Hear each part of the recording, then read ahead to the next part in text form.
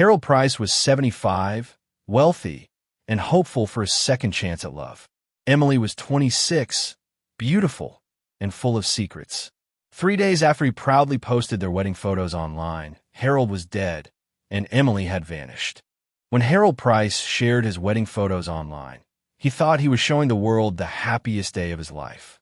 The images spread quickly across social media, not because of the decorations, the flowers, or the smiles, but because of the striking age gap between the bride and groom.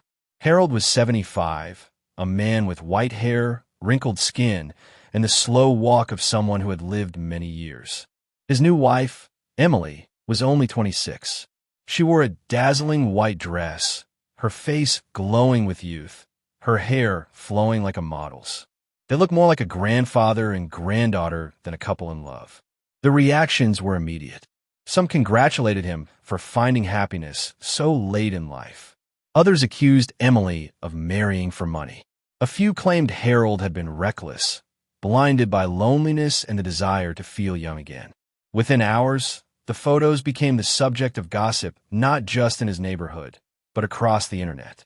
Comments piled up, and people argued fiercely. Harold, however, seemed untouched by the storm. For him, the wedding was proof that he had finally defeated the emptiness that had haunted him for years. After losing his second wife to illness and drifting apart from his children, he had lived quietly, rarely smiling. Meeting Emily had reignited something inside him. He saw her as a second chance at life, a way to rewrite the last chapters of his story. But while Harold enjoyed the spotlight, others whispered darker thoughts. Why would someone so young devote herself to a man nearly 50 years older? Was it love, or was it something else? The photos told only one version of the story, but hidden beneath the polished smiles was a reality that would unravel within days.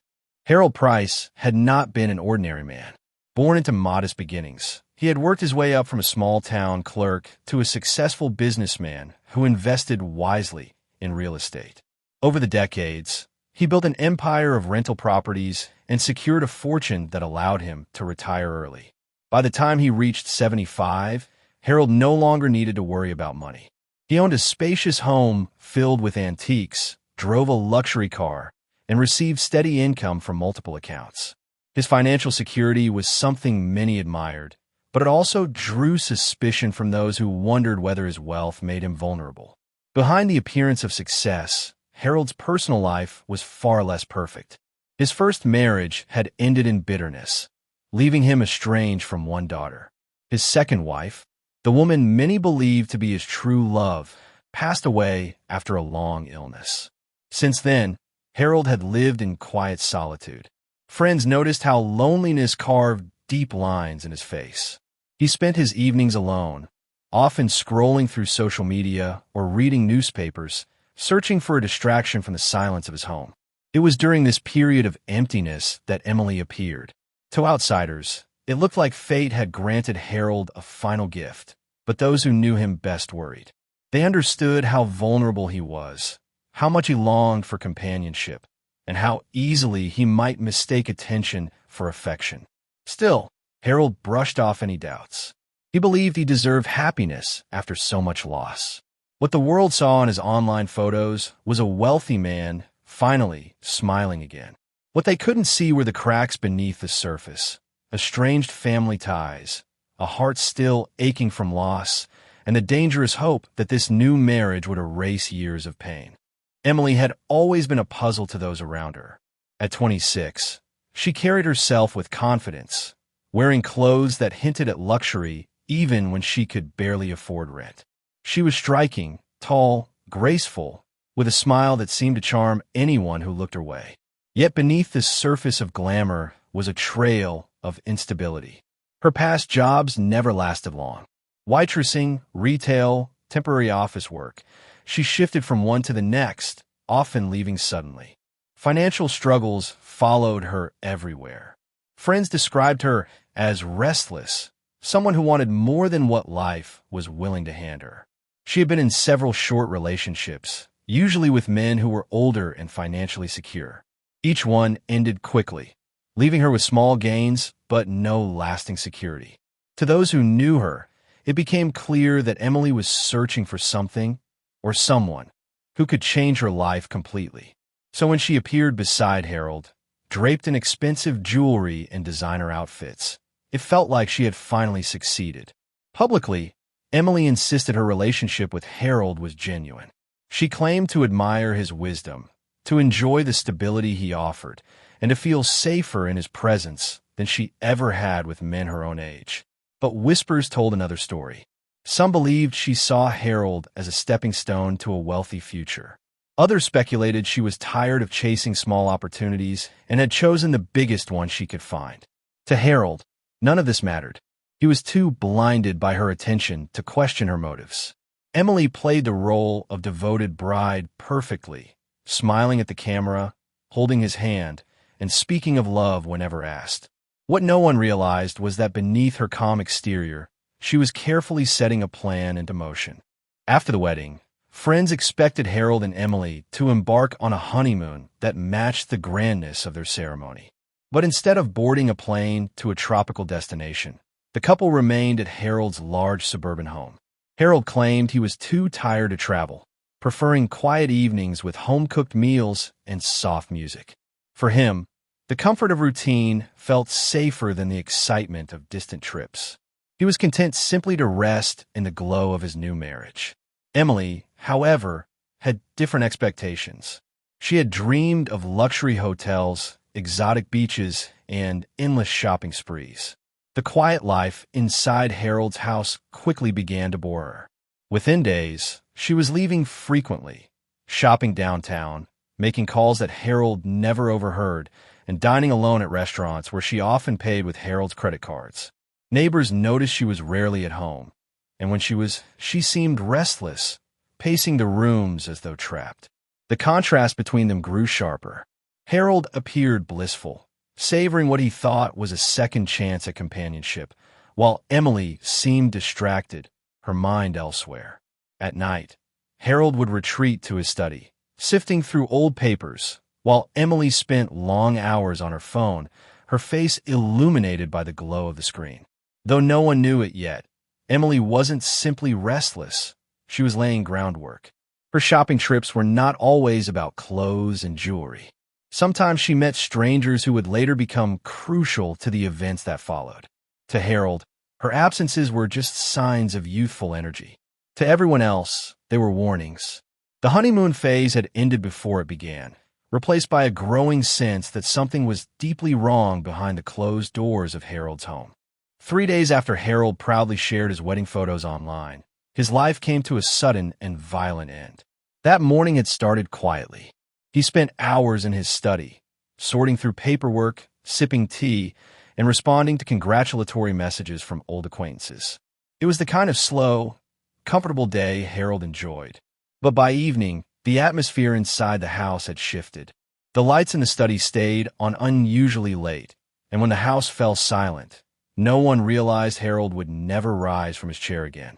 The discovery came the next day when a concerned neighbor noticed newspapers piling up at the front door.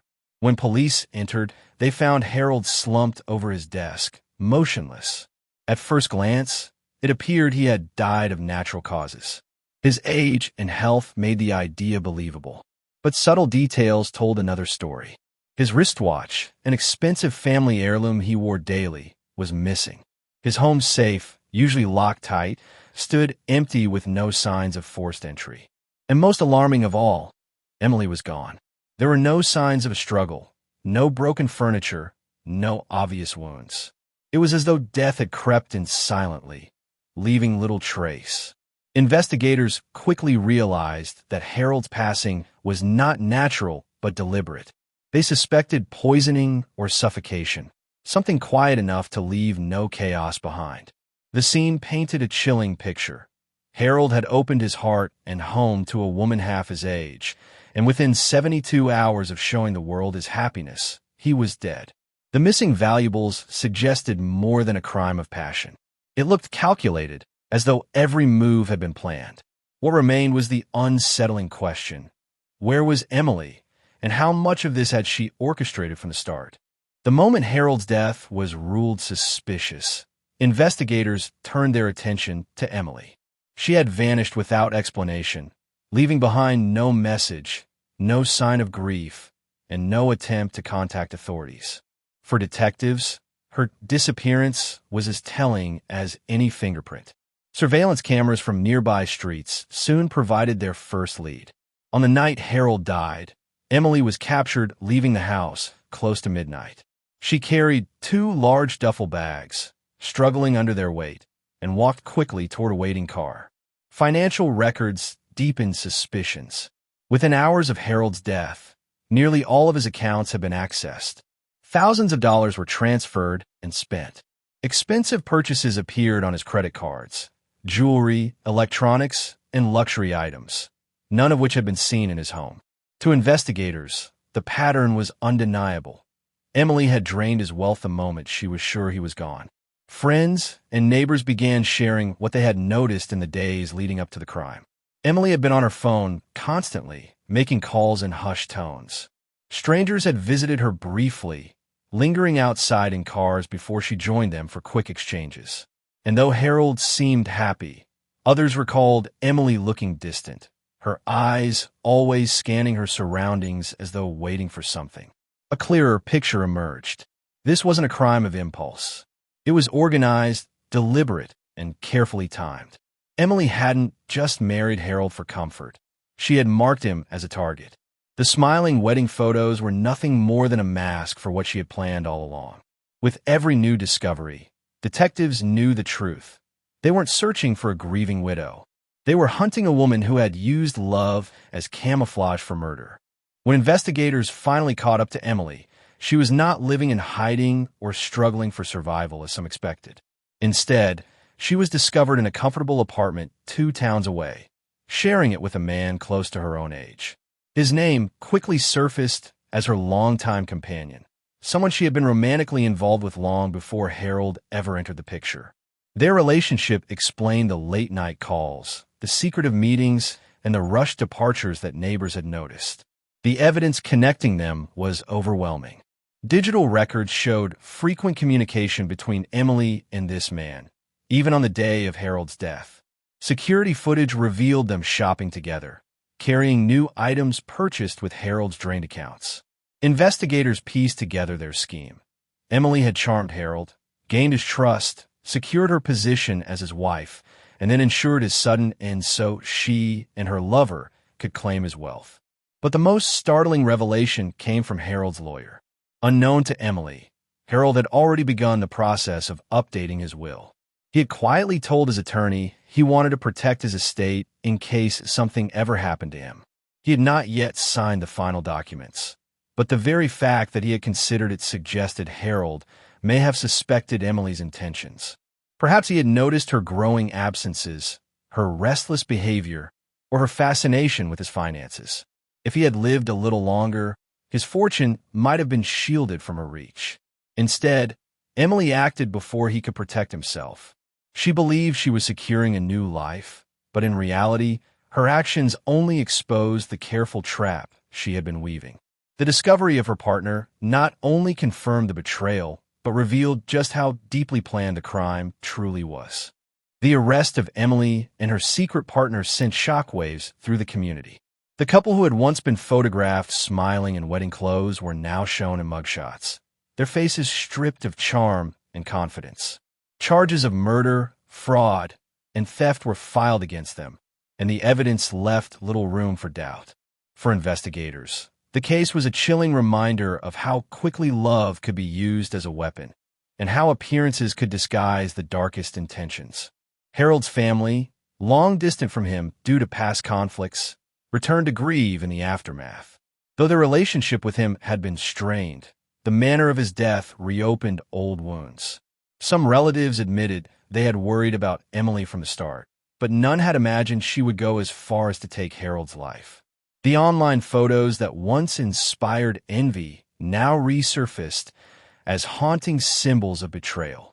People who had commented congratulations only days earlier were now shocked to learn they had been witnesses, unknowingly, to the beginning of a deadly scheme. As Emily awaited trial, questions continued to circle. Did she ever feel affection for Harold, even briefly, or was every smile rehearsed? Was her partner the true mastermind, or had she been in control from the beginning? The courtroom would later provide verdicts, but it could never fully answer the mysteries of her motives. In the end, Harold's story became more than a local tragedy. It served as a cautionary tale, shared across news outlets and online platforms. A reminder of how easily trust can be exploited, how quickly happiness can turn into horror, and how even the simplest gesture, posting wedding photos, can mark the start of a chain of events leading to betrayal and death.